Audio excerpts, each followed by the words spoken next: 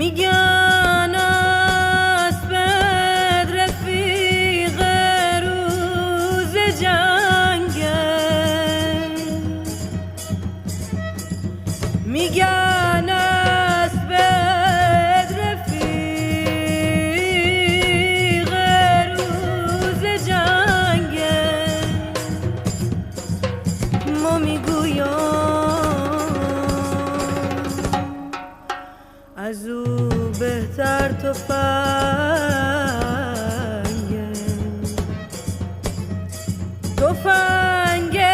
دست نقرم را فروختم، بر یارم قبای ترم دوختم.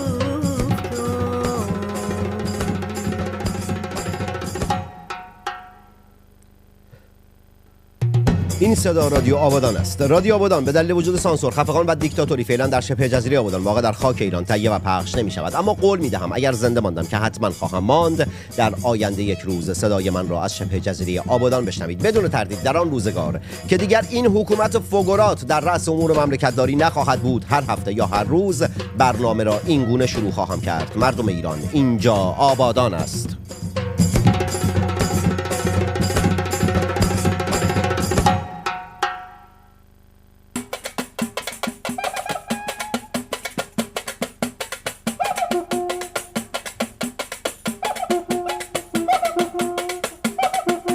Viva a Cartola, viva a Candeia, viva a cuíca do mestre Marçal, viva a Portela, viva a Mangueira, viva o fundo do nosso quintal.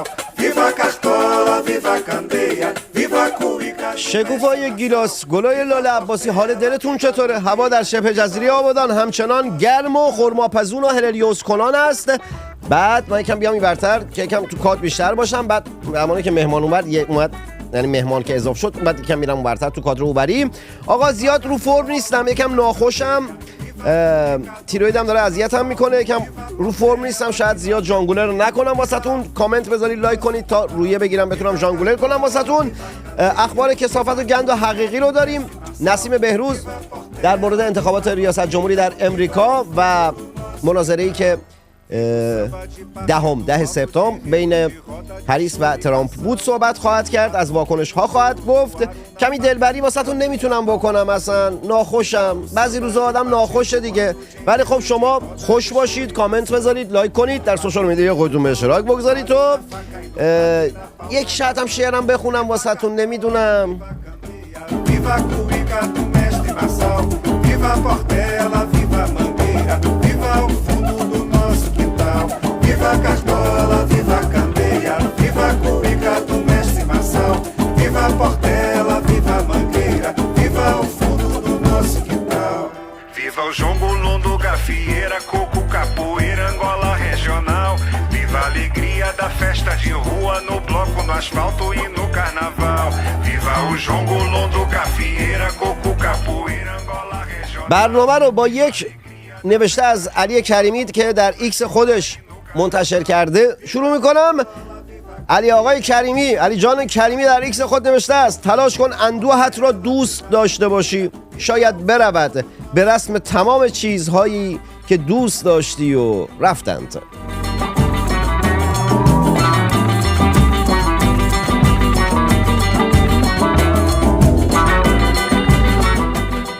بچه‌هایی که دارن کامنت میذارن چاکرم. امید چاکرم دیگه.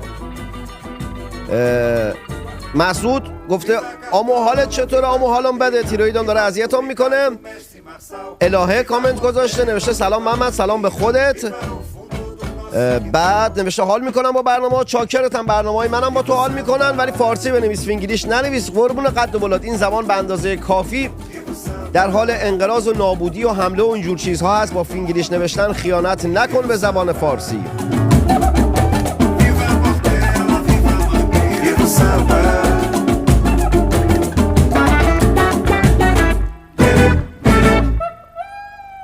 شنونده و بیننده ی رادیو آبادان هستید.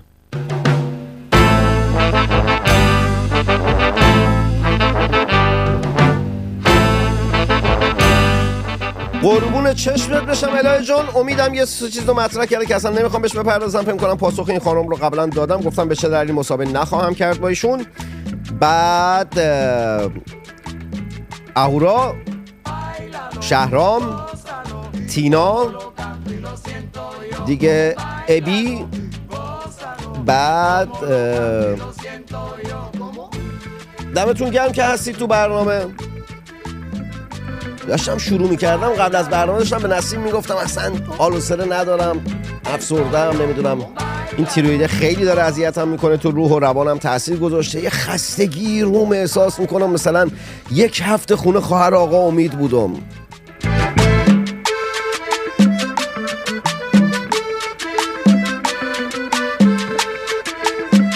روز مروت گفته چرا ما آبادانی های اینقدر خوبیم؟ روز به این خاطر که خدا رو کولمونه، حیوان خونگیمونه رو کولمون مثل بلبول خورما میشینه، توتی هست رو شونه آدم ها میشینه، بعد خدا هم مثل بلبول خورما میمونه.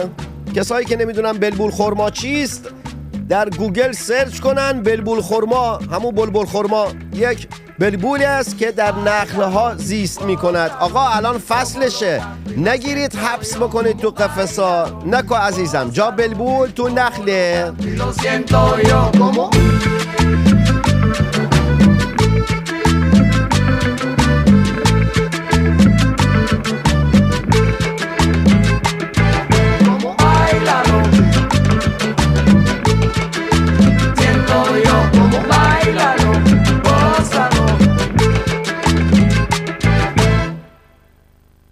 رسانه‌های ایران به نقل از یک جامعه شناس و روانشناس اجتماعی، کلا رسانه‌های فارسی زبان، یک خبری رو منتشر کردن و آن خبر این است. گفته که این آقا که اسمش علیرضا شریفی یزدی است، گفته عامل اصلی افزایش خودکشی جوانان نداشتن یک دورنمای روشن است.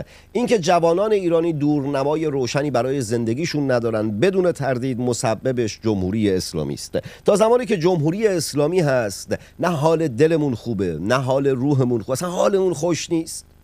جمهوری اسلامی نمیذاره. جمهوری اسلامی با خیلی چیزها مشکل داره. جمهوری اسلامی قاتل عشق، قاتل بوسه و قاتل شادابی و شادی و رقص و هر چیزی است که ما میخوایم اونو داشته باشیم. جمهوری اسلامی فقط میخواد که ما عزاداری کنیم. ملت شریف ایران، به باور من تا زمانی که جمهوری اسلامی و اصلاح طلبها و اصولگراها، که هم اصلاح طلبها هم اصولگراها همشون یکی ان، زیر دسته یعنی زیر مجموعه خود جمهوری اسلامی هستند، در رأس امور مملکتداری هستند، شبه جزیره آبادان و ایران که آبادان یک شبه جزیره، یک شهر هست در کشور عزیزمون ایران، فیلم احمقانه است ساخته ابراهیم حاتمی کیا. همین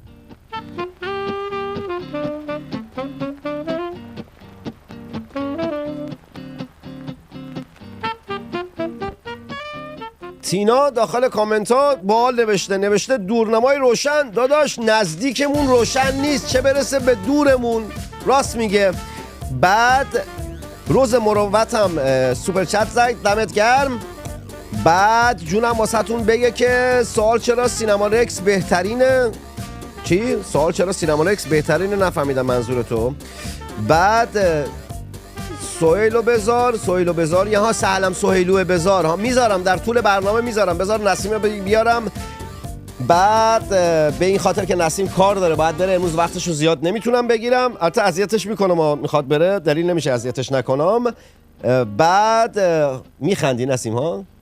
برات دارم، باشه نگاه کن آقا. آره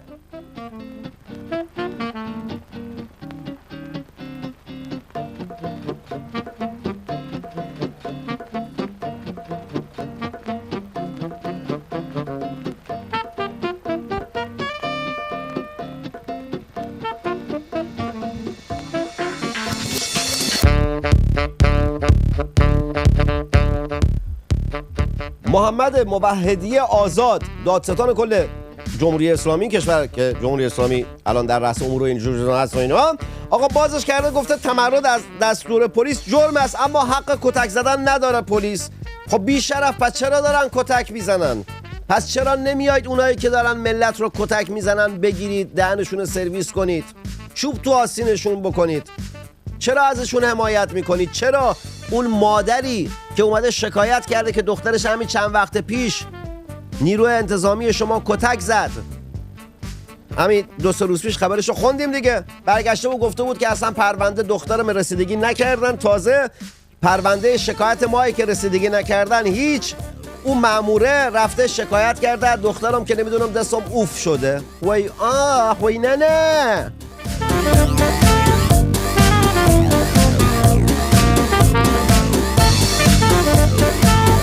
قربون قد و بالات بشم، شکوف یه گیلاس، گل لاله عباسی. لایک کن، کامنت بذار، در سوشال مدیای خودت به اشتراک بذار. اونایی که بیرون از ایران هستید پایین سوپر چت و تانکس رو بزنید تو از مجله تصویری سینما رکس حمایت مالی بکنید. Finding the exact words to fit your ideas is one of the first steps in building your vocabulary. People can be interested in new ideas when those ideas are expressed in well-selected words. Each of us has certain interests which we need to share with others.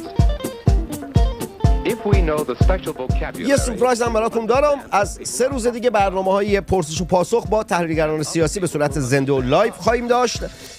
تو این برنامه بنویسید که دوست دارید اولین مهمان کی باشه که بیاریمش، خودتون بیایید باهاش صحبت کنید، ازش پرسش بکنید و اون بدون سانسور بهتون پاسخ بده.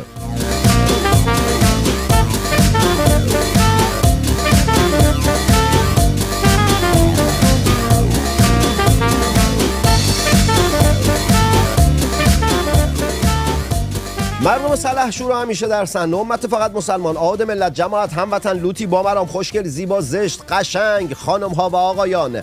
مهمان این قسمت از برنامه رادیو آبادان نسیم بهروز است که در مورد مناظره‌ای که بین هریس و ترامپ 10 سپتامبر برگزار شد صحبت خواهد کرد. نسیم بیام سراغ تو، از این مناظره بگو. اول در مورد اون توییتی که چند ساعت پیش زدی که داخل اون توییت گفتی که با توجه به تمام اختلاف نظرهایی که بود و اینها نمیدونم، ولی خب واسه 11 سپتامبر رفتن به یادبود کسانی که در اون فاجعه یعنی قربانیان 11 سپتامبر رفتن و بایدن هم باهاشون بوده و یکم در مورد این قضیه صحبت کن که بعد بیام ازت یک چیز کلی در مورد مناظره‌ای که داشتن بگیرم. من اجازه میخوام که اول یکی دو جمله که آفت تاپیک هست بگم. شما در اول برنامه دیدم که به درستی اشاره کردی که دلیل خودکشی جوانهای ما جمهوری اسلامی هستن، چون این موضوعی که منو خیلی آزار میده وقتی که تحلیل‌های عجیب و غریب رو میخونم، مثلا این اواخر که خودکشی کادر درمان، پرستارا و پزشکان مملکتمون زیاد شده. من واقعا دلیل این تحلیل‌های پیچیده رو نمیفهمم و واقعا شما به خلاصه ترین شکل ممکن بیان کردیم و امیدوارم که واقعا جامعه مدنی ما، فعالین سیاسی ما واقعا به اینجا برسن و انقدر نخوان مردم رو بپیچونن یا خودکشی کودکان رو تقصیر والدین در ایران مینداختن. ما نباید کاری کنیم که مردم یقه همدیگر رو بگیرن، کارفرما و کارگر، و بعد کاری کنیم که مردم همه متحد بشن و علت و عامل اون بدبختی‌ها و مشکلاتی که باهاشون دست و پنجه نرم میکنن رو بدونن و این دقیقا کاری که من فکر میکنم باید مردم رو متوجه اصل مشکل کنیم. این خیلی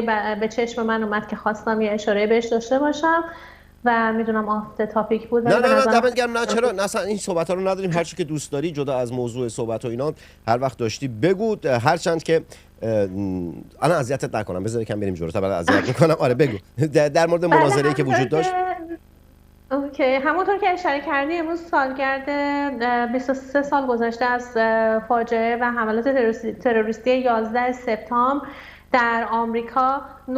مهمترین نکته که برای ما ایرانی ها وجود داره اینه که به خودمون باید مغرور باشیم که از جمله معدود ملت هایی بودیم در خاورمیانه که مردممون اون شب به خیابون اومدن و با ملت آمریکا همدردی کردن. این سیگنال هایی بوده، پیامی بوده که مردم ایران همیشه به غرب دادن و خب متاسفانه غرب عمده زمانی که گذشته تو این 40-45 سال نخواسته صدای مردم رو بشنوه و وظیفه ماست که صدای مردم و اینکه چقدر اونچه که میخوان و به دنبالشن با اون ارزش‌های دنیای متمدن و آزاد و یک دنیایی که آکنده از صلح باشه همراستا هستن.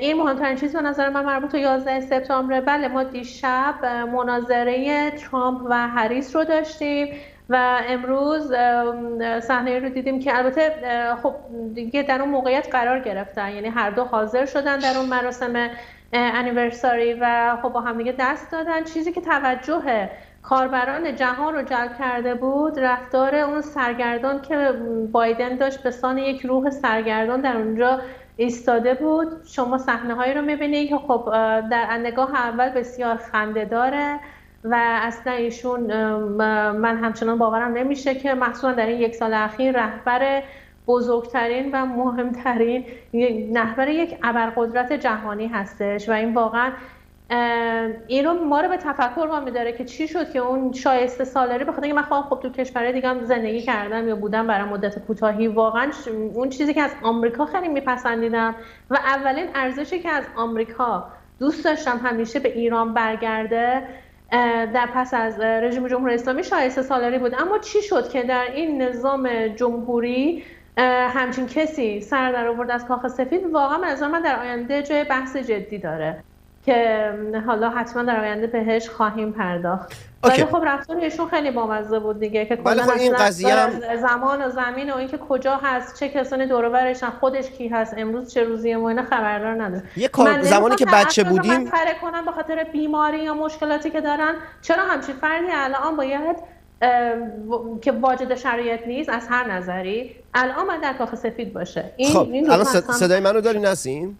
بله. آره، زمانی که بچه بودیم یک کارتونی پخش میشد به اسم، یعنی یک کاراکتری داشت به اسم کاسپر که یه روح بود. هر وقت بایدن رو میبینم یاد اون قضیه میافتم، اصلا بحث مسخره کردن اون دیگه واقعیت آدم یادش میاد. میگه به هر حال در ناخودآگاه آدم‌ها خیلی چیزها میاد. حالا خیلی ها هستن که خود سانسوری میکنن یا دوست دارن عوام فریبی کنن، این صحبت ها رو نمیکنن. من میکنم، خیلی راحت حرفمو میزنم، مثلا میگم آقا مثلا قیافه مسیح علی نژاد مثلا شبیه فلان، نمیدونم شبیه مثلا علم الهدی قیافش اینجوریه، نه فلانی قیافش اونجوریه. من میگم من ترس و واهمه ای ندارم و مثل بقیه نیستم. من قیافه حرکاتش و اینا مثل کاسپر. یه نکته که واسه من جالب بود این که با تمام اختلاف نظرهایی که بین جمهوری‌خواه و دموکرات‌ها هست، این که در این روز سه تاشون کنار یکدیگر ماندن، با اینکه الان در رقابت انتخاباتی هستند ولی کنار همدیگر ایستادن. این نشون میده که منافع ملی امریکا در نهایت برای همشون مهمه و این خیلی قشنگ بود، خیلی جالب بود. امیدوارم که کسانی که در مخالف جمهوری اسلامی هم هستند روزی بفهمند که منافع ملی ایران است که اولویت همه باید باشه. در مورد مناظره هر اظهار نظر، هر صحبتی اول یه شمه کلی از مناظره بگو و بعد نظرات خودتو بگو. من صحبت نمی کنم که تو راحت بتونی حرفاتو بزنی. چشم حتما. من واقعا خیلی فکر میکردم که چی بگم از مناظره دیشب که واقعا جذاب باشه برای بینندگان و شنوندگان این برنامه و یک ایده بهشون بده. خب اون چیزی که گذشت خیلی قابل انتظار بود، یعنی همه انتظار داشتن که هم در مناظره گذشته هم دیشب چه مطالبی مطرح بشه، مسائلی مربوط به سیاست خارجی و داخلی. خب سیاست داخلی که خب کمتر احتمالاً برای ما ایرانی‌ها جذاب‌تره و اصلا اینجا بحث ما هست سیاست داخلی هست، مخصوصا در حوزه خاورمیانه که خیلی میتونه سرنوشت ملت ایران و ما ایرانی‌ها تاثیرگذار باشه. اما پرداختن به ایده هایی که دموکرات‌های امروز از جمله خود کامالا هریس به سیاست داخلی هم داره، میتونه به ما یک نگاه و یک ایده بده که طرز فکر این افراد رو که الان معرف یک اجندای جدید و خطرناکن، که خیلی خوشحالم که پرزیدنت ترامپ دیشب خیلی با صراحت، واقعا این صراحت رو من دوست داشتم،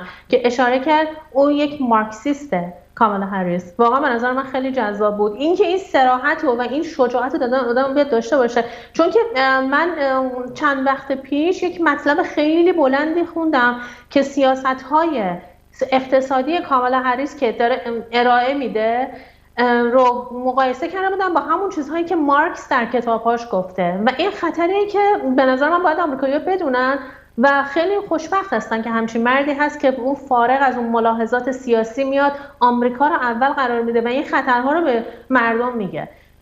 و گفتش که پدرش یک مارکسیسته، یک پروفسور مارکسیست بوده، خیلی برامون آشناست. ما هم از این جور چپ‌های افراطی داریم که متأثر از پدرانشون شدن متاسفانه و دست از سر ایران بر نمیدارن. به صراحت گفتش که ما اینا میخوان آمریکا رو به سمت ونزوئلا شدن ببرن و گفتش که از اسرائیل متنفره. این هم به نظر من خیلی یعنی ترامپ گفتش که هریس و تیم او از اسرائیل متنفر هستن. البته همون لحظه هریس یه خنده‌ای داشت در این راستا که نداره چرت میگه نمیدونم این گونه نیست و اینها. از خنده ها زیاد داشت. آره خنده هستری خیلی زیاد داشت. یه نکته دیگه هم 2 تا نکته دیگه گفتم صحبت نمی‌کنم ولی خب پریدم پای حرفت. به باور من اون مناظره مثلا خب کسایی که حالا چند ساعت قبلا با یکی از دوستانم که با یکی از عزیزانم که در امریکا زندگی میکنه داشتم صحبت میکردم، اون هم مثلا نظری که خیلی از کارشناسان از صبح تا حالا در رسانه‌های فارسی و غیر فارسی دارن و کاربران هم در سوشال مدیا، کاربران غیر ایرانی هم به این نکته پرداختن. کسانی که خب دموکرات هستند خب مشخصا میرن به دموکرات‌ها رأی میدن، کسی که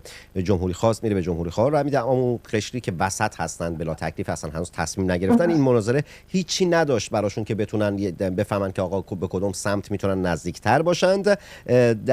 در حینی که حالا جواب میدی یا اینکه نظرتو میگی و اینا، یکی از رسانه ها هم اعلام کرده که آمار خودکشی در ایران، چون که هم من صحبت کردم هم نسیم بهش پرداخت و موضوع خیلی دردناکیه و تنها چیزیه که اصلا نه شوخی بردار نمیشه در موردش طنز به کار برد نمیشه، نمیدونم هیچی نمیشه، واقعا فقط یک درد خیلی بزرگ بحث خودکشیه و خیلی جدی باید به این موضوعات پرداخت. بارها در سالها و سالیان گذشته به این موضوع پرداختم، شاید خیلی مضحک جلوه بکنه که در مورد وسط برنامه‌ای که در مورد انتخابات ریاست جمهوری امریکاست دارم این موضوع رو مطرح میکنم، اما خب به این خاطر مطرح میکنم چون هیچ چیز به اندازه تک تک هموطنانم برام در این جهان اهمیت نداره و زنده بودن هموطنانم واسم خیلی مهمه. دیگه که رسانه‌ها گزارش دادن که خودکشی به بچه‌های 9 ساله رسیده و در قسمت‌های از ایران هست که در استان‌های غربی ایران کودکان 9 ساله دارن خودکشی میکنن و این خیلی دردناکه.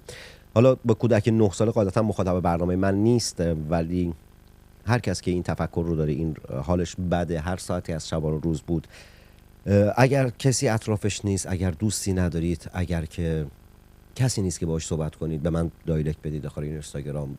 باور کنید در هر شرایطی که باشم پاسختون رو میدم، باتون ساعت‌ها میشینم صحبت میکنم، یا اینکه به مراکزی که میتونه بهتون کمک بکنه، میتونه مشاور در اختیارتون بذاره بیرون از ایران. ایرانیانی هستن که مراکزی رو تأسیس کردن که شماره واتساپ گذاشتن که میتونید با اونها تماس بگیرید، حرف بزنید. هرگاه این ذهنیت سراغتون اومد نخوریدش، خود سانسوری نکنید، سرکوبش نکنید، در موردش حرف بزنید با دیگران، با کسی حرف بزنید که بتونه کمکتون بکنه. داشتم در حینی که صحبت می‌کردم داشتم خبر رو رصد می‌کردم ببینم چه خبر جدید اومده و اینها، این رو دیدم گفتم که بگم و نسیم ادامه بده. ببخشید. نه من خیلی اتفاقا مشتاق هستم که درباره به این موضوع به این مهمی صحبت بشه. به هر حال مونده 7 هفته تا انتخابات ریاست جمهوری آمریکا و ما فرصت کافی داریم برای اینکه در این باره صحبت کنیم. من در این باره فقط باز دوباره یه خط دارم بگم که حکومت جمهوری اسلامی تمام هم‌وغمش رو در 45 سال گذشته که مردم رو بکشه، از بین ببره و این خودکشی در واقع اون چیزیه که خود جمهوری اسلامی میخواد. اگر ما فکر میکنیم که کسی یا چیزی در اون نهاد وجود داره، در نهادهای جمهوری اسلامی که به مردم کمک میکنه در این زمینه، نه، من فکر میکنم که در واقع این خودکشی رو یک جوری جمهوری اسلامی میبینه که یعنی مردم رو سوق میده به اون سمت و یه جوری کار خودش رو انگار که راحت تر کنه. پس این دوباره فکر میکنم که همونطور که الان تو آفر دادی به مردم، هر کدوم از ما فکر میکنم که وظیفه‌مونه که در خارج کشور داوطلب بشیم که به هموطنانمون در داخل ایران در این زمینه کمک کنیم. زنده باد. البته من وظیفه شهروندیمه و وظیفه ای کاش که تک تک ما این رو وظیفه خودمون بدونیم که کسانی که حالشون بده یا اینکه نیاز به کمک دارند، هرچند که در سالهای گذشته، در ماه‌های گذشته بودن افرادی که اومدن دایرکت دادن گفتن که شرایط رویمون این گونه است، هرچند که این روزها خیلی زیاد دایرکت هایی دارم از داخل ایران که شرایط اقتصادی خیلی بدی دارم و متاسفانه من نمیتونم کمک مالی به کسی بکنم، شرایط اقتصادی خیلی بدی هستی. اصلا حتی بخشی هم که دیگه عملاً شغلشون شده که این گونه پیام ها رو بدن و این گونه، ولی خب بخش عظیمی از مردم میدونم که شرایط اقتصادی وحشتناک که وقتی در کمتر از 24 ساعت 64% نون قیمتش بره بالا دیگه واقعا آدم نمیدونه چی بگه. برگردیم به بحث انتخابات ریاست جمهوری در امریکا. میگفتی نسیم جان؟ بله، درباره اظهار نظر دوست محترم شما که گفته بودن که خب نظرات افرادی که هنوز تصمیم نگرفته بودن یا ایندیپندنت هستن، هیچ وابستگی به هیچ حزبی هنوز اعلام نکردن، حزبی که حامیش هستن رو مشخص نکردن یا اصلا شاید در انتخابات شرکت نکنن.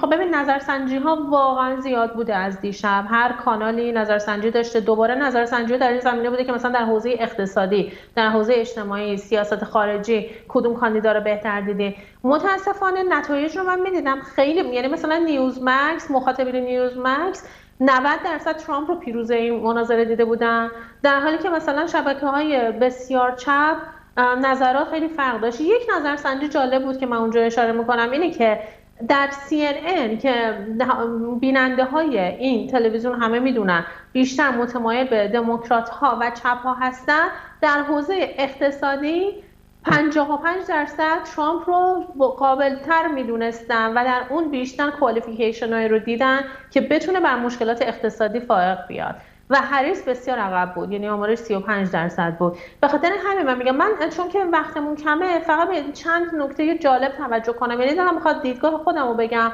به اینکه اشتباهاتی که این دو دیشب به نظر من داشتن چی بود. البته من واقعا مخصوصا درباره اظهار نظر درباره کسی مثل پرزیدنت ترامپ که همه میدونن سالهاست سخنور خیلی ماهری بوده، در رالی شرکت میکنه، در مناظره بسیار هرچی میگذرم بهتر میشن به دید من واقعا. خب ولی به هر حال هیچ کسی هم که کامل نیست، یعنی اظهار نظر سخته و مناظره کردن در پلتفرمی که شما میدونید میلیون ها نفر دارن اون رو زنده از سراسر دنیا تماشا میکنن هم حالا کار ساده ای نیست. اما به نظر من اشتباهی که داشت و اون ناامیدی مردم رو من دیدم که چرا انقدر کلا موضوعات حاشیه‌ای پررنگ‌تر بود و این به نظر من این همدستی خود هریس و مادریتورها، گردانندگان اون مناظره بود. ببینید وقتی که افراد برای اصل موضوع ندارن خیلی مایل‌ترن که موضوعات حاشیه‌ای بیاد وسط، از موضوعاتی مثل سگ و گربه گرفته تا مثلا مسائلی که دیدیم یا مسائلی که مثلا دغدغه 1% مردمه. خیلی من دیشب می‌دیدم که موضوعات حاشیه‌ای و این به نظر من این ما میدونی چرا این رو دارم میگم؟ چون که این دقیقاً کاری که با ما ملی‌گراها میکنن. هر موقع یک موضوعی، یک خبر مهمی میاد، ما باید داریم به اصل یک موضوع میپردازیم، یک کار بزرگی میکنیم، میان و موضوعات حاشیه‌ای رو وارد میکنن که ما رو منحرف کنن.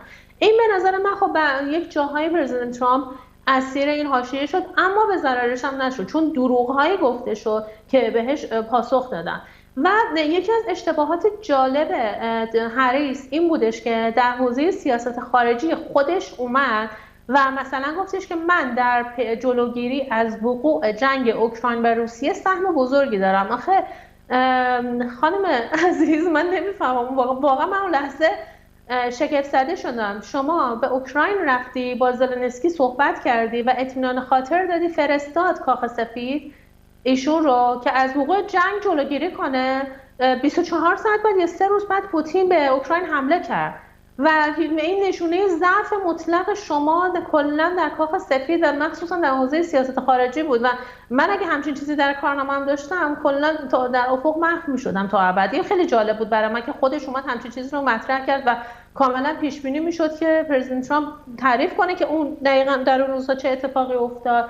این برای من جالب بود و یکی هم این که ترامپ رو در یک وضعیتی قرارش میداد که باعث میشد که بذارید اینجوری بگم که این مادریتورها، این گرداننده ها در واقع حکم فکت چکر رو داشتن فقط برای ترامپ. یعنی مثلا یک جایی خانم هریس اومد اعلام که یک مثال میزنم چون این موضوعی که میگم چند بار اتفاق افتاد، 5 تا 7 بار، حالا همینجور دارم دقیقه رو همیشه مناظره‌های آمریکا بوده که بعدش زیر ذره‌بین قرار میگرفته و خیلی درباره‌اش صحبت میکنه. شما در اول این مناظره میبینید که کاملا هریس میاد میگه که ترامپ حامی پروژه 2025. نمیدونم آیا از این پروژه‌ای که بنیاد هریتیج داده بیرون، محافظه‌کارها دادن بیرون، یک پروژه‌ای که یه طرحی برای آینده آمریکا دارن که بسیار محافظه‌کارانه است، یک نکات مثبتی درش داره، یک نکات منفی هم حالا داره، مثلا خیلی نقش دین پررنگ درش و اینا، و گفتش که کلا ترامپ خیلی همراستاست با این سیاست، در حالی که مشاورین ترامپ، مشاورین کمپین ترامپ خودشون بارها اومدن بیانیه رسمی دادن که پرزیدنت ترامپ هیچ وابستگی مثلا به این پروژه که حالا مثلا ادعا دارن یک جاهایش مبانی دموکراسی نقض میشه با اینا نداره.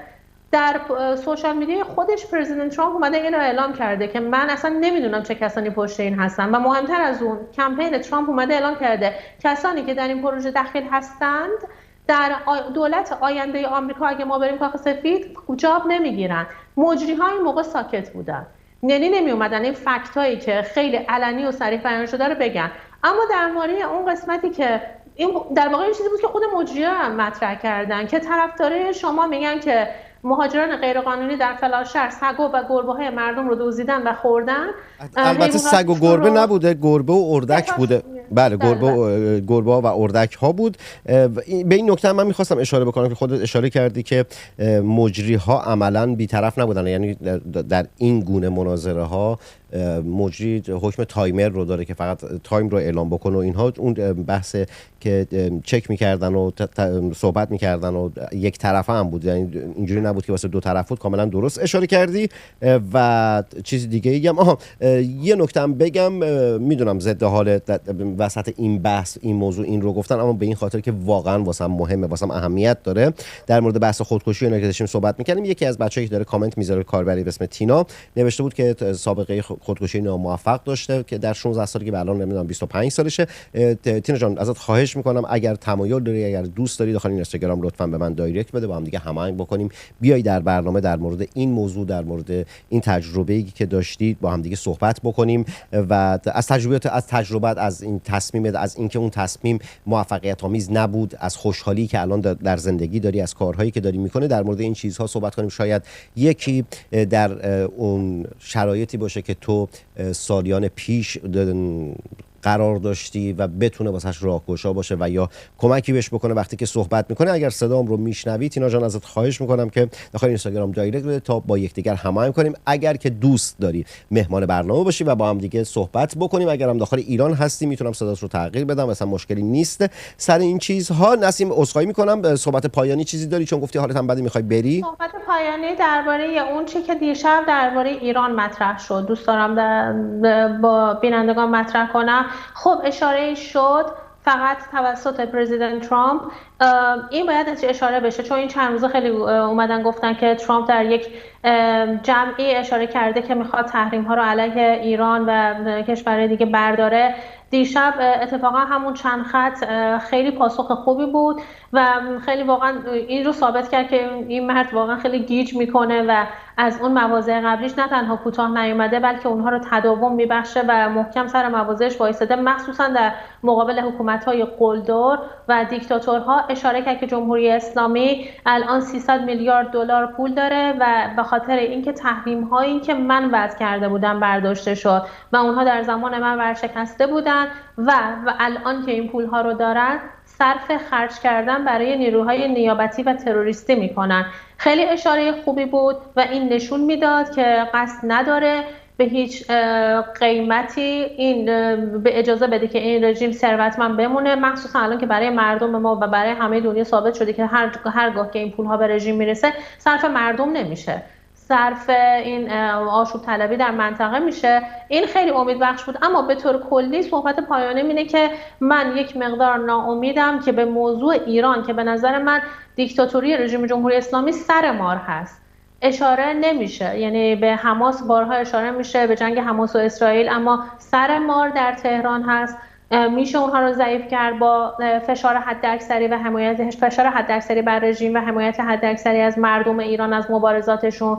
بارها الان من مرتب مقاله میبینم که اشاره میکنن که در اونها اشاره میشه که جمهوری اسلامی به بمب هسته‌ای نزدیکه و این واقعا پیشبینی ترسناک منه که اگر چنانچه هریس به کاخ سفید برگرده هیچ بعید نیست که رژیم به بمب هسته‌ای برسه، مخصوصا اینکه پرزیدنت ترامپ یک ادعای خیلی عجیبه و خیلی قابل باور از نظر من داشت که میگفتش که اگه هریس به کاخ سفید بیاد اسرائیل 2 سال آینده را نخواهد دید و نابود میشه طی 2 سال و این ادعای خیلی بزرگیه و فکر میکنم که اونها به این موضوع واقفن که داره در تهران چی میگذره ولی کاش که اشاره بیشتری میشد. فکر میکنم این وظیفه ما ایرانی آمریکایی است که باید صدامون رو بلند کنیم و توجه اونها رو به رژیم جمهوری اسلامی بیشتر جلب کنید.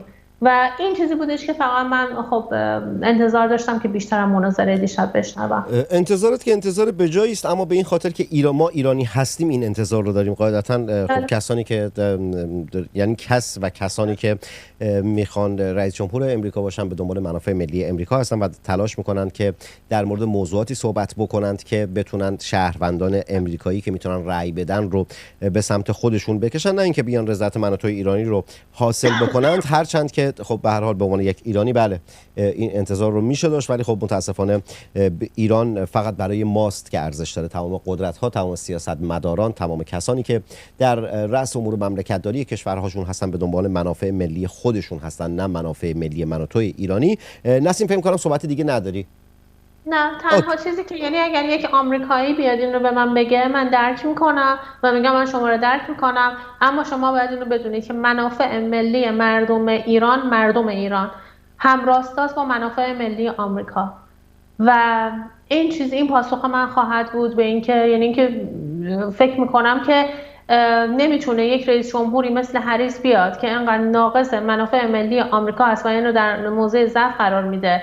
و ما الان در سالگرد مهسا هستیم دیگه، همین پارسال در سالگرد مهسا و ده‌ها صدها جان باخته جوان در کشورمون واقعا این سیلی بودش که این دولت زد به مردم ما. آیا این کار در راسته منافع مردم آمریکا هم بود؟ آیا این کار اونها، این ادعا که ما حامی آزادی و پیشرو هستیم، پرچمدار دنیای متمدن هستیم رو تایید میکنه این گونه اعمال؟ من فکر نمی‌کنم. نسیم، این صحبتت که میگی که منافع ملی آمریکا در راستای منافع ملی ایرانه و این پاسخ رو میدی و اینا، دقیقاً مثل همون ادعایی است که چند دقیقه پیش گفتی که ترامپ برگشت و گفته اگر هریس بیاد اسرائیل 2 سال آینده رو نخواهد دید و اینا. این صحبتت هم مانند اون ادعا میتونه باشه. به هر حال فکر میکنم با توجه به صحبتی که کردی یک حامی واقعی ترامپ هستی، چون مثل خود ترامپ نگاه میکنی. صحبت پایانی چیزی داری؟ نه خیلی ممنون. قربانت. این حرفا چیه؟ مجله تصویر سینما رکس مال خودته. شنونده و بیننده سینما رکس هستید. برنامه ها تموم نشدن. نسیم بهروز به این خاطر که کار داره باید بره، ولی خب من هستم باهاتون. نرید که میخوام به یه آهنگ بزنم، چند تا خبر بگم واسهتون، بعد میریم برای آهنگا بندری.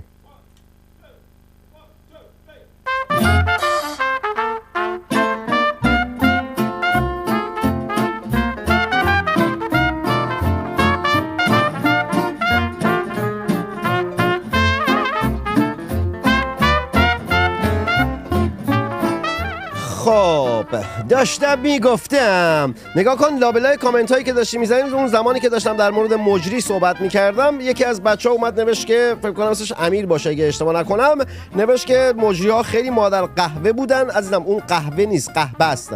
مادر قهوه بودند نه مادر قهوه. دیدی؟ خواستم بهتون بگم کامنتاتون رو میبینم، بعد جونم براتون بگه که یکم خبر براتون میام الان. بعد جون وای بذارید براتون یه 2 بیتی بخونم، یه 2 بیتی عاشقانه از فایز دشتسونی براتون میخونم.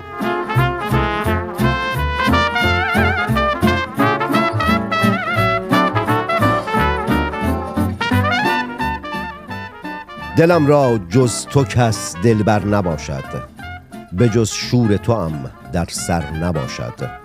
دل فایز تو عمدن میکنی تنگ، که تا جای کس دیگر نباشد.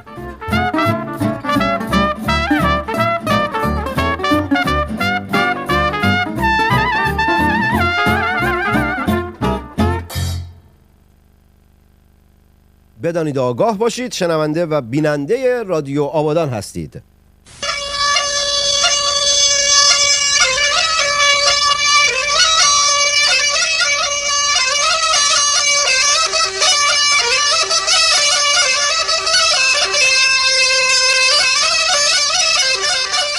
تا این داره سرپنجش میزنه این آمبوی همبون زن، حسین گفته که زنوس رو دعوت کن، برنامه جذاب خواهد شد. من دنبال برنامه جذاب نیستم عزیز دلم، دنبال برنامه جذاب نیستم قربون قد و بالات بشم.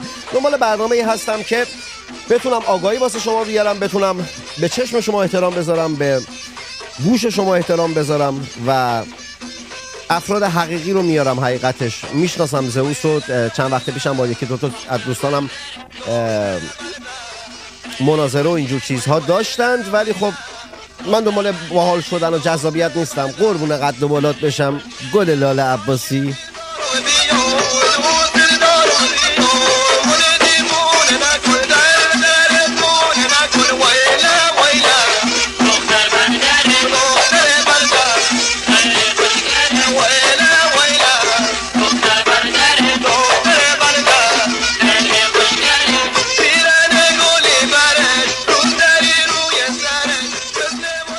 چند روز پیش فیلمی در سوشال مدیا منتشر شد که علی پروین، بازیکن نامدار فوتبال ایران که خیلی جا هم همصدا با سپاه پاسداران و جمهوری اسلامی بوده، بازیکن محترمی است، پیشکسوت فوتبال ایران است، اما خب همصدا هم با جمهوری اسلامی بوده دیگه.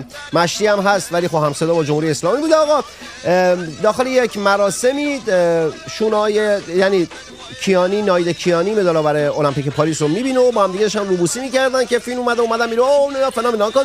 در عادی ترین حالت ممکن اصلا نباید کسی به این قضیه گیر بده. چرا باید به همچین قضیه گیر بدن؟ آدم‌ها هم دیگه رو میبینن روبوسی میکنن، خیلی هم عادیه، هیچ مشکلی هم نیست. چرا بهش گیر دادن و اینقدر وایرال شد؟ به خاطری که این بی پدر واژه خیلی محترمانه است، فکر نکنید دارم توهین میکنم. گیر میدن صبح تا شب که نمیدونم حجاب و محرم و نامحرم و اینا. وقتی یه جایی میای چرند میگی بعد اینجوری ملت مچتو میگیرن. شما داخل خصوصی خودتون آره اینجوری که نیستید که واسه این که بتونید دوتا کوپن و بون چی قند و شکر و اینا از جمهوری اسلامی بگیرید. نکنید یه حرفایی که بعد همش فیلمی میاد بیرون ملت اینجوری پارتون بکنن.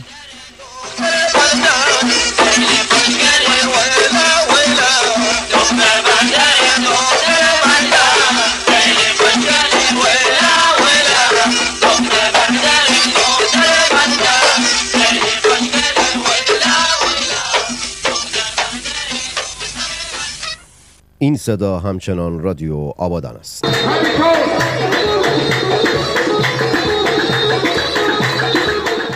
خب حسین اونی که گفته بود که زئوس و بیار نوشته حالا ما گرفتیم نه قربون قد و ولاد بشم، برای چی حالتو بگیرم؟ میگه بیمارم. این چه حرفیه میزنیم؟ یکم آهنگ بندری گوش بکنید، یه نفسی بگیرم، دوباره بریم تو خبرهای کثافت و گند حقیقی جامعه ایران. فاران سوپر چت زد، دمت گرم فاران جان. قبلش هم یکی دیگه هم زده بود، فکر کنم تشکر نکردم ازش. آقا بچه‌ای که بیرون از ایران هستن بزنید سوپر چت و بتی هم زده بود، دمت گرم بتی جان. و دختر مرو بالا حالا میفتی از اون بالا و این لباست پاره میشه و این رنگ بیچاره میشه. یکی از بچه‌ها نوشته که بیرونش کرده نریزم، همچه امکانی نیست. بعدم من که در حین کار و مصاحبه و اینا نمیتونم کسی رو بیرون کنم یا کسی رو بیارم داخل. نه همچین چیزی نبوده، احتمالاً مشکل از نتت بوده، نمیدونم مشکل چی بوده.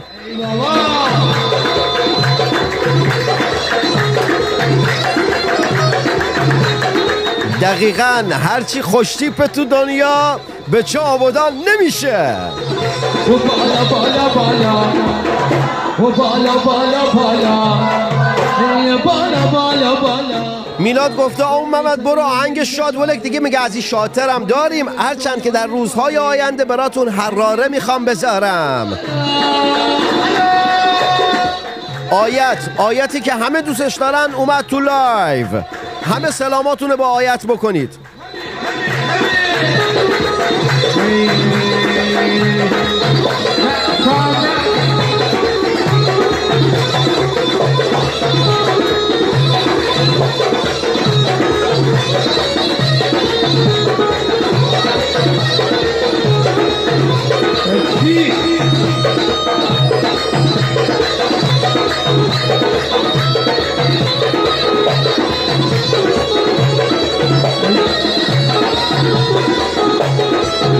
اینجا همکاری میخواد، دلم میخواد که پیر نشم، دلم میخواد که پیر نشم، عاشق دختر میر بشم وی دلم میخواد که پیر نشم، این عاشق دختر میر بشم وی سلام تو هیدو یه سلام تو هیدو وی سلام تو هیدو عاشق هیدو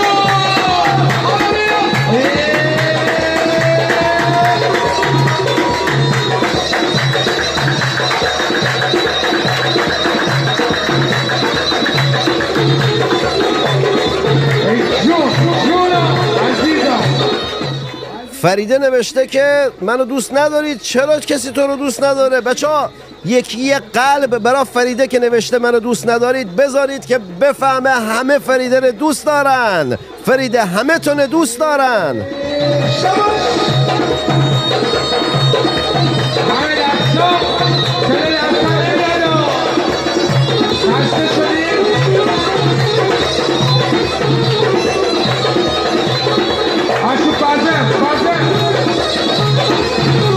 فریده این قلبایی که به چا دارن میذارن برای تو دارن میذارن عزیز دل ما. چرا فکر کردی کسی دوستت نداره؟ این چه حرفیه میزنی؟ به چا از این به بعد هرچی قلبه بذارید برای فریده.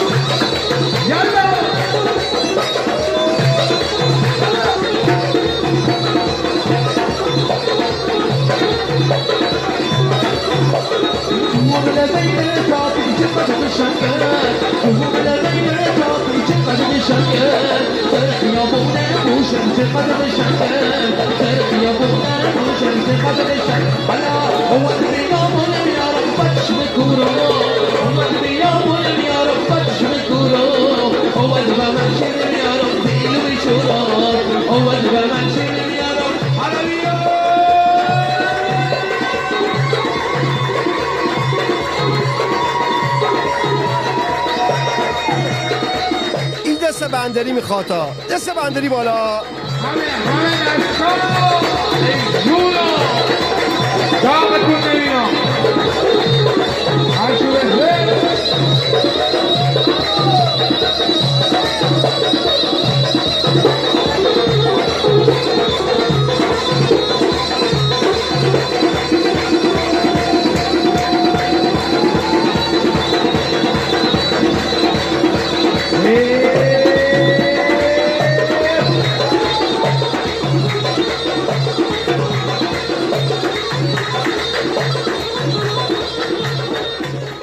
اکبر نکته خیلی درستی رو نوشته که شاد بودن خوبه چون دشمنان ما از شادی ما میترسن. بارها در برنامه ها گفتم که ما برای اینکه بتونیم روحیه داشته باشیم، برای اینکه بتونیم انقلاب ملیمون رو به سرانجام برسونیم و به فردای کشورمون رو بسازیم نیاز به شاد بودن داریم. اون فرقه جنون و اسلامگرایان هستن که با شاد بودن من و تو ایرانی مشکل دارند و در طول برنامه باز هم براتون آهنگ شاد خواهم گذاشت. در روزهای گذشته بچهای زیادی کامنت گذاشتن یا اینکه دایرکت دادن در اینستاگرام که چرا آهنگای نمیدونم لری بختیاری کردی و سیستان و بلوچستان گیلک مازندران نمیذاری و اینها گیلان و مازندران اینا نمیذاری به خاطر بحث کپی رایت.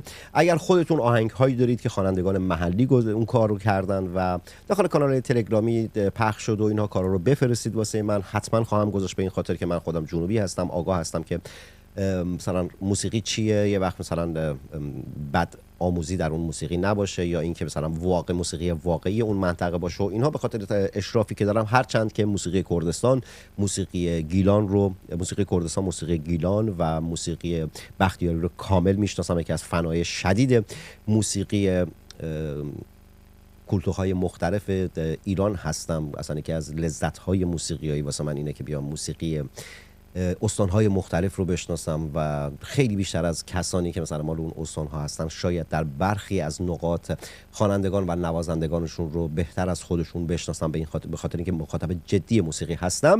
آقا گفتم این دلیل رو توضیح بدم که چرا موسیقی رو فقط مال خوزستان رو میذارم. حالا تلاش میکنم که از اونجایی هم که تیم ندارم، دست تنها دارم کار میکنم، تلاش میکنم که در روزهای آینده موسیقی هایی رو به واسطه خودتون بتونم پیدا کنم که کپی رایت نداشته باشه، بتونم تو برنامه واسهتون بذارم.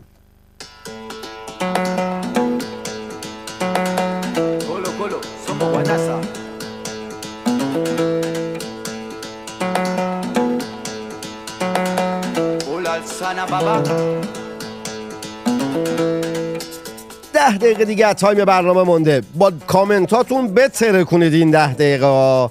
بتره کنید. لایکاتون که خیلی کمه، 1040-50 نفر الان واسه من زده که تو لایف هستن. 146 نفر لایک کردن، الان 147 نفر. لایک کن قربون قد و بالات تو این 10 دقیقه با کامنت و لایک. زبونم نچرخید. بتره کن.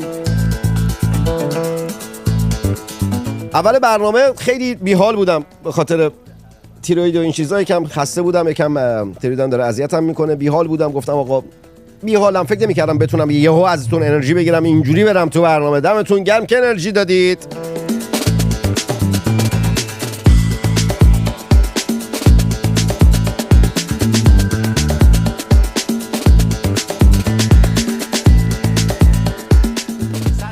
حسین سلامی، فرمانده تروریست سازمان تروریستی سپاه جمهوری اسلامی، گفته اسرائیل به زودی طعم انتقام را خواهد چشید. نگاه کن حسین، اسرائیل الان هوا گرمه. از نوید توبیان و بچه‌ها پرسیدم که ساکن اسرائیل هستن، گفتن هوا خوبه، گرمه، آفتاب هم هست و قرار دولت اسرائیل تو آفتاب بگیره، پوستش کش بیاد، شما بزنید و تنبکش. تنها کاری که میتونید بکنید همینه، هیچ کاری دیگه نمیتونید بکنید.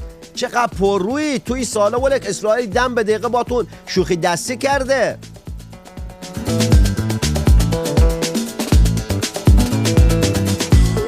حسین اینطوری صحبت میکنی اسرائیل میاد میبرتت خونه خواهر آقا امیدا.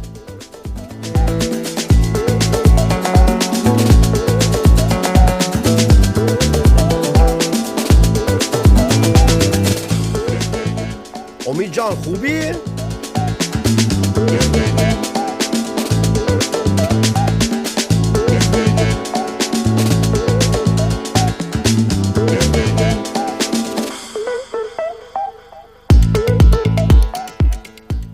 دیروز 10 سپتامبر فائزه هاشمی رفسنجانی دختر جلاد اکبر هاشمی رفسنجانی یک نامه در زندان منتشر کرد و اینها که در این برنامه بهش نمیپردازم. فردا یک برنامه مفصل دارم در مورد این قضیه و قشنگ ملا چپی مجاهد رو واسهتون خیلی مهربون لپشون رو میکشم و یه سلامی عرض میکنم در همین برنامه به اونایی که در این سالها داشتن فائزه هاشمی رفسنجانی رو سفیدسازی میکردن، همون چپایی که الان دارن بهش فوش میدن همونا. بعد فردا صبح دارم واسه تک تکتون دارم.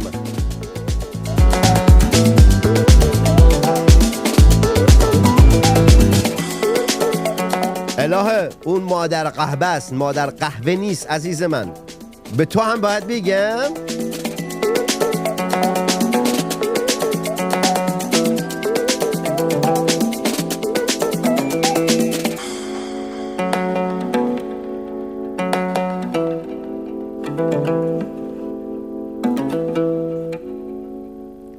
هموطن خوشگل من، خبرت هست که جمهوری اسلامی تعدادی از پرستاران معترض در البرز و چند استان دیگر رو به اتهام‌های احمقانه‌ای که همیشه جمهوری اسلامی میزنه احضار کرده.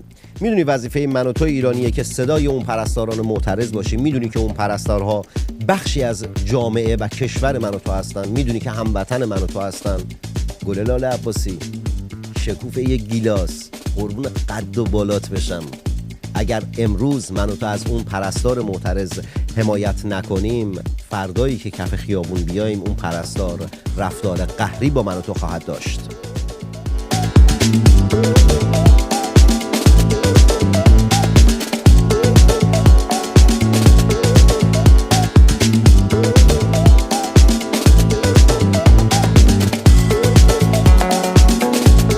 دقیقاً فافا بعده ما آبادان کواترا خونه. ولک این فافا میدونید کیه؟ همون رفیقم بود که چند روز پیش گفتم که باش حرف میزدم، دیدم دوستاش بهش میگن فافا. ولک فافا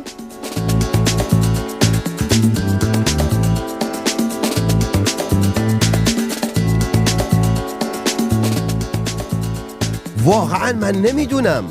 قد 1.90، نزدیک به 1.95، وزن 180، بهت میگن فافا.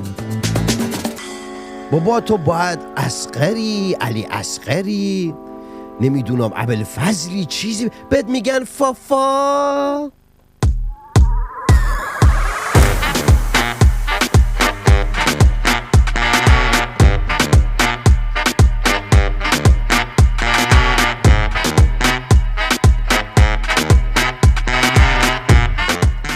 چه رامشیری بهت میگن فافا.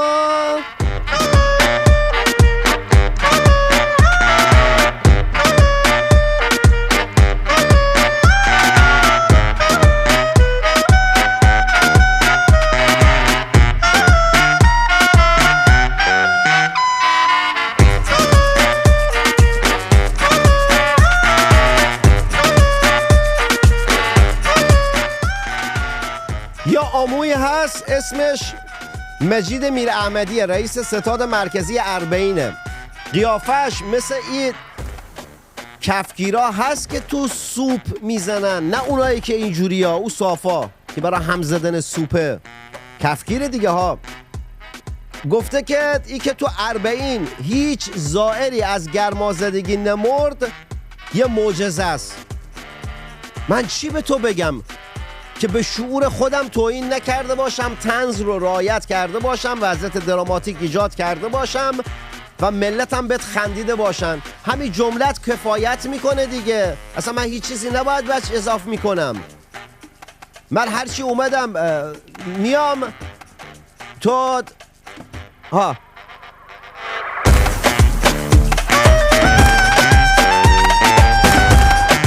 بعد ای که کسی نمرده از گرما، ولک مگه تو کوره رفته بودن؟ تو گرما مردم خوزستان دارن زندگی میکنن، مردم خود عراق دارن زندگی میکنن، بعد حتما معجزه خامنه ای هم هست و خامنه ای دیگه پیغمبر. علی تو خونه خواهر آقا امید.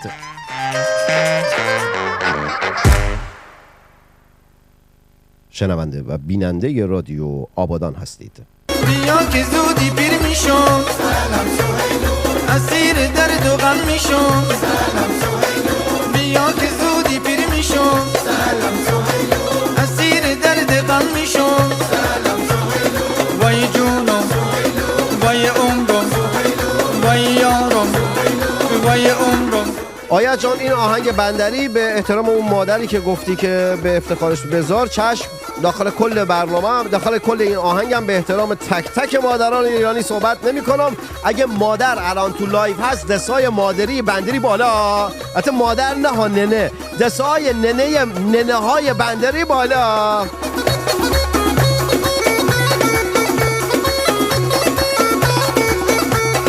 هل هل ماشالله، ماشالله ماشالله، هل هل ماشالله، ماشالله ماشالله. چه سبز و نازی، خوشگل و تنازی. چه سبز و نازی، خوشگل و تنازی. در نکن ناز نکن دل منو خون مکن، در نکن ناز نکن دل منو خون مکن. ناز نکن دل منو خون مکن، در نکن ناز نکن دل منو خون مکن.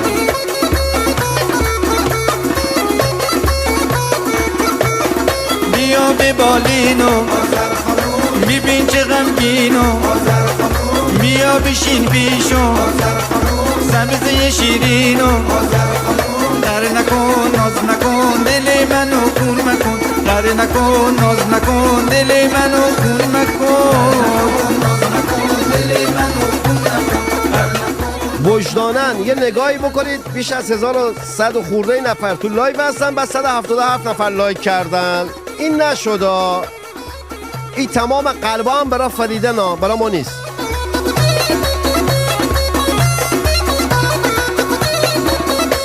ولک من قرار بود حرف نزنم، من حرف نزنم خب میپوکی تیتیم. بیا ای نازنینم بیا داغت نبینم، بیا ای نازنینم بیا داغت نبینم. و میخوام مثل همیشه تو رو پیشم ببینم، و میخوام مثل همیشه تو رو پیشم ببینم. بیا ای نازنینم بیا داغت نبینم، بیا ای نازنینم. ملت شریف ایران، در این برنامه 3 بار در مورد خودکشی صحبت کردم. باز هم تکرار میکنم که اگر حالت بده، اگر تصور میکنی که میل به خودکشی داری، اگر تصور میکنی شرایط رویت خوب نیست، با دوستان تماس بگیر. هر ساعتی از شب و روز بود اگر تصور کردی که من میتونم بهت کمکی بکنم، در این اینستاگرام میتونی دایرکت بدی، فقط کافی همین کلمه رو بنویسی، من سریع جواب تو خواهم داد، با یکدیگر صحبت خواهیم کرد. یا اینکه به مراکزی که وجود داره، چه در خود ایران چه کسانی که بیرون از ایران مراکزی رو دایر کردن که بخوان کمک بکنن به کسانی که نیت به خودکشی دارن، قصد خودکشی دارن، ناامید هستند. جمهوری اسلامی بذر ناامیدی رو در جامعه ما کاشته. ما خودمون باید به خودمون کمک بکنیم تا بتونیم شاد باشیم و از این فضا بیایم بیرون. ازتون خواهش میکنم اگر شرایط رویتون بده به دوستت زنگ بزن، به بغل دستیت بگو، برو تو خیابون یک رهگذر رو بگیر، بگو من حالم بده، میخوام این تفکر، این فکر در ذهنم هست، بیا با هم دیگه صحبت بکنیم. نبود من خودم نوکر جد و آبادتون هستم. در پایان برنامه باز هم با یک خبر ناگوار مجبورم برنامه رو تموم کنم. آموزش پرورش تایید کرده، چون چند روز پیش برخی از رسانه‌ها گفته بودن که یک فرد، یک پدر در واقع در سیستان و بلوچستان به این خاطر که فرزندش رو در مدرسه ثبت نام نکرده بودند خودسوزی کرده. آموزش پرورش امروز 11 سپتامبر تایید کرد این خبر رو و همچنین اتفاق ناگواری افتاده. در کشور ما این گونه اتفاقات روز به روز داره بیشتر و بیشتر میشه. تا زمانی که جمهوری اسلامی هست متاسفانه این اتفاقات ناگوار، کریه و ناپسند در کشور ما به خاطر وجود این حکومت دیکتاتور تداوم خواهد داشت و خواهد بود. دختران زیبا و پسران خوشتیپ آبادانی و شهرستانی، خیلی دردناکه، خیلی غم دارم وقتی که این خبرها رو میخونم. من هم مثل شما آدم هستم، فکر نکنید، چون خیلی وقتها پیش اومده که میگن او تو 20 سال کارت روزنامه نگاریه دیگه عادت کردی. نه، من به مرگ هموطنانم و به مرگ هیچ انسانی هیچ وقت نه عادت کردم نه عادت خواهم کرد.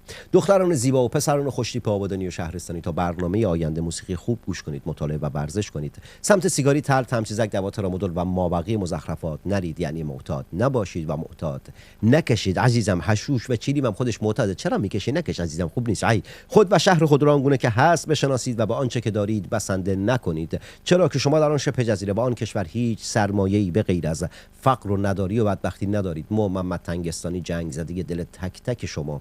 خوشحالم که نویسنده، شاعر و روزنامه نویسی آبادانی و البته شهرستانی هستم. خیلی خوشحالم که میتونم برای شما، حتی آنهایی که درگیر بیماری اعتیاد هستند، خبررسانی و برنامه سازی کنم تا برنامه آینده جنگ زده دل تک تک شما. وعده ما آبادان کواترا خونه ننمینا. خلاص.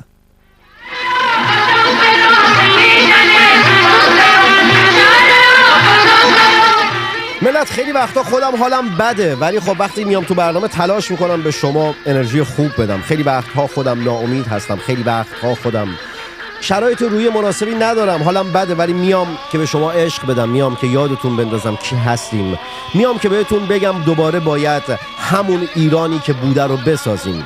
در نتیجه دست به دست هم دیگه بدیم تا بتونیم ایرانمون رو بسازیم. برنامه تموم نشده ها. یه وقتی دی مثل چند روز پیش رکب زدم دوباره ادامه دادم و نریا وایسا وقتی تموم شد بعد برو عزیزم.